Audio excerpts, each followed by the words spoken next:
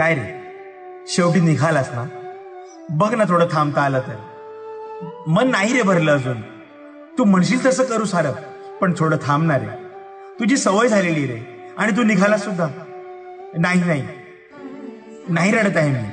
फक्त तू जाणार या विचाराने ऊर अगदी दाटून आलाय रे. एकतर वर्षभर वाट पाहायला लावतोस आणि आलास की पटकन निघून जातोस. बाप्पा, तुझ्या सोबतचे हे क्षण घेऊनच वर्षभर जगतो रे आम्ही. हे दिवस असं वाटतात तुला फक्त बघत राहावं आणि तुला डोळ्यात साठवत राहावं, कुठल्याही अपेक्षेने. असो, तुला सुद्धा घाई लागली घरी जायची.